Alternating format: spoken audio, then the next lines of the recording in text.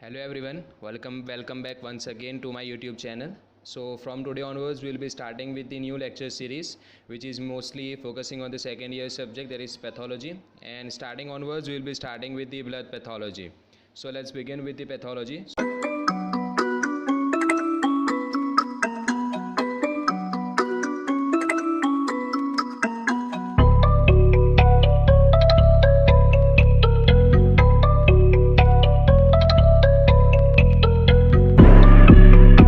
Firstly, as we all know that the full medical world is basically based on the acronyms, short forms. So we'll be looking into the acronyms that are majorly and mostly used in the pathology, mostly concerning the topic of the blood. So let's start with it. So firstly, we'll be using these three acronyms which you can see in the tricolor flag, that is BMA, BMB and HE. So these are the three acronyms that is mostly used. So let's go into the BMA. So now here BMA, the full form of it is bone marrow aspirate, or you can say it aspiration. So what is this technique? So this is the procedure in which we have to take a liquid part from a softer tissue of the bones. So bone marrow aspirate is a procedure in which we take a liquid part. That is very important point. That's why I've written in capital. That is, we take from a liquid part. So now let's look into the components of the BMA. So bone marrow components.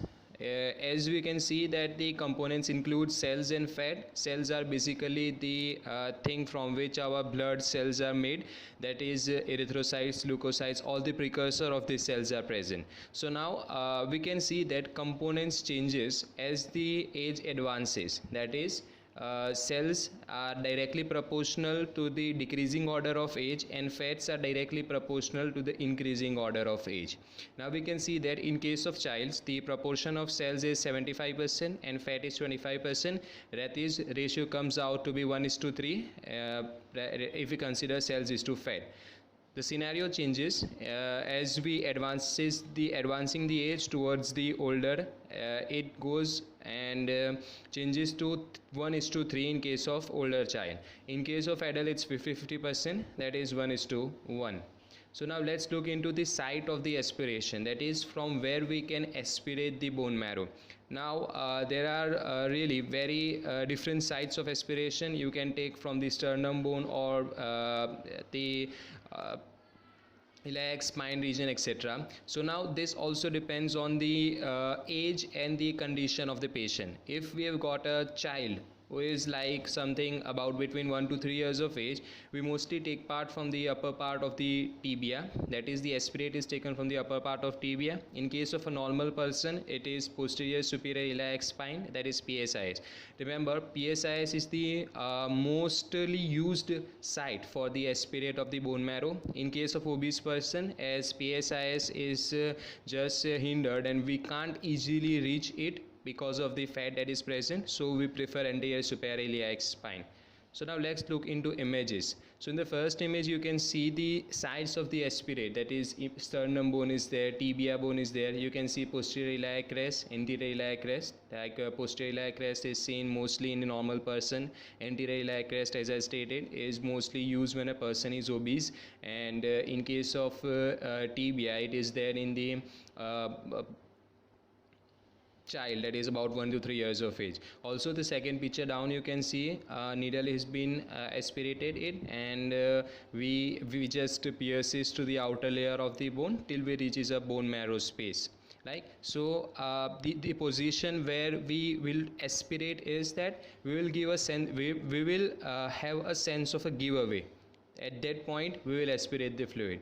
So now let's look into the next acronym, that is the BMB, which is bone marrow biopsy. Mainly it is like a smaller part of a larger tissue is taken. Remember, this is a solid part, and in case of bone marrow aspirate it is a liquid part. Moving to the next acronym, which is HNE, that is hematoxylin and eosin. So this is mostly used in the histopathologic studies. So now let's look into the needles of the bone marrow aspirate and bone marrow biopsy. Now you can see that arrow easily shows that the bone marrow aspirate we have Klima needle and Salah needle, and in case of BMB we have Jamshidi needle. So let's look into the Klima needle. So Klima needle has a guard which screw along the length of the needle, that you can see here in the figure on the right side of it. And it has a stylet that is docked in a place, and stylet is then removed and syringe is used to aspirate the marrow. As here you can see that this figure shows down the Klima needle and Salah needle. There we have got, in case of there, we have adjustable guard, we have got needle and stylet. So now let's look into the Salah needle. So Salah needle, as we have stated, it is used for the bone marrow aspiration. It has got three parts: trocar, cannula, and adjustable side guard.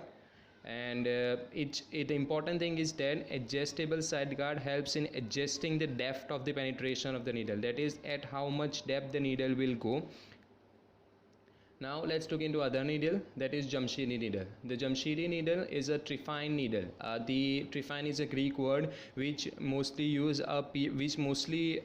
is known to have a piercing nature for performing the biopsy, where by cylindrical sample of tissue, that is a core biopsy specimen, is obtained. Now it is a cylindrical needle with a tapered end. As you can see in the figure, it has got a tapered end. The tapered end reduces the potential of the crush, that is, it just prevents that the other part of the tissue to the crushing. So now here we are moving into our next section, that is the MEDIC ADDICT SPECIAL. In this we will let you know that how can you differentiate between the three needles, because these kind of questions might be asked in spotters in case of the university exams, or it might be asked in a NEET PG where you have given the figure and you have to identify that what kind of needle it is and what's its use. So let's go with it.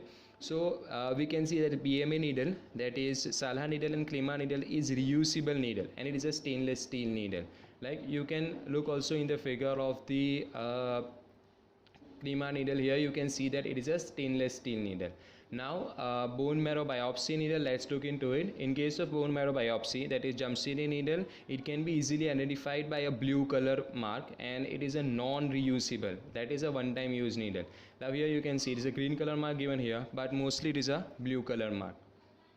So now let's move into the last section of this lecture, that is stains. What are the stains that are mainly used in blood pathology? So the stains are discussed divided into two family, that is ROMANOWSKY stains family and hematoxylin and eosin stains family.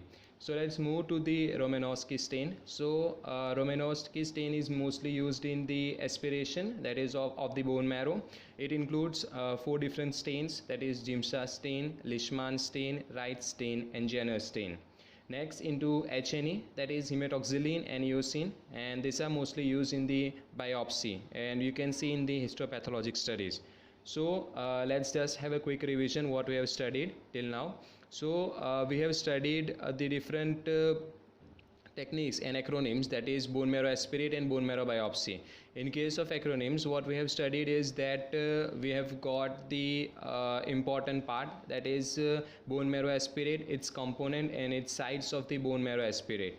Alright, and next what we have studied is that we have studied the needles. The needles has got a very important use, that is where it can be used, and its differentiating features that we have told you in a MEDIC ADDICT SPECIAL. That is, in case of the bone marrow aspirate, these needles are the reusable needle, and it has got a stainless steel needle. And Jamshidi needle, it is a non-reusable needle, that is a one-time use, and it has got a blue in color. So now what are the stains used? The stains used that we have discussed mainly into two family, ROMANOWSKY stain family used in BMA, which are four, that is Giemsa, Leishman, Wright, and Jenner.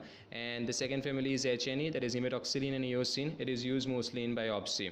So guys, if you really like this video, do hit the like button and subscribe to our channel for getting the regular such videos, and don't forget to press the bell icon to get notified as and we publish the videos. So thanks again for watching, and next video will be looking into the RBC pathology, that is an introductory lecture to RBC, its shape, sizes and all. So thanks a lot for watching.